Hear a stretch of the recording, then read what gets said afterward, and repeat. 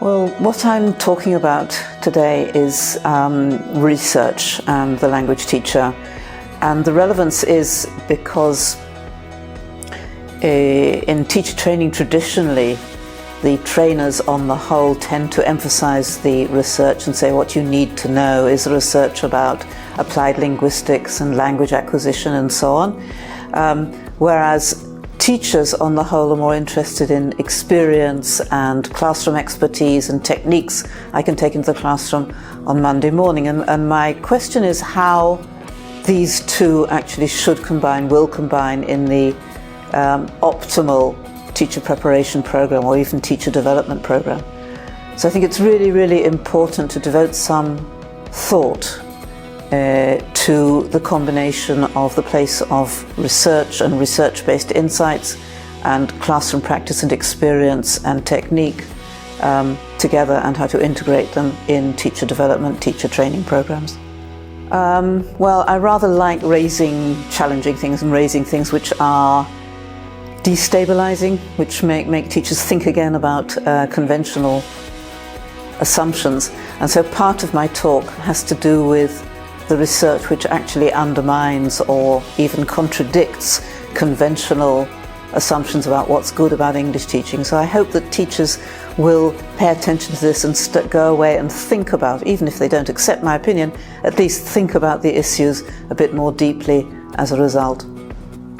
I think the main thing is for teachers, as far as you can, to keep up with reading research and attending conferences indeed, because in conferences very often that's the main channel that teachers are able to access insights from the research. So I would say a teacher needs to keep up to date as far as you can. You can't keep completely up to date because the amount of research that's being published is astronomical. You can't possibly keep up with all of it. But to go to conferences, to go to days like today and listen to people like myself and the other speakers at this conference who are very often mediating and suggesting insights from the research which you can use to combine with your own teaching insights from your own experience to increase your expertise. My favourite journals, probably your favourite journals as well. ELT Journal, for example, TESOL Quarterly, System, the RELC Journal from Singapore, and Language Teaching, the Cambridge Journal of Summaries of Language, of English Language Teaching Research publications. I think those are my favourites, and those are the ones that I'd recommend teachers go online and have a look at, even if you only read the abstracts, because the main articles are not always available.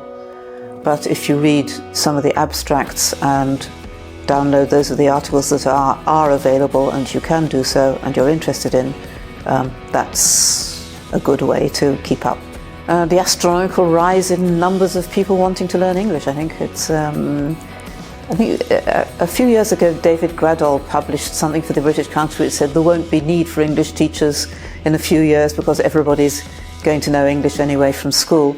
I don't think that's true. I think people are more and more wanting to learn English, looking for English teachers, good English teachers, and there's going to be a demand for good English teachers worldwide in many countries outside the UK and outside the English-speaking countries.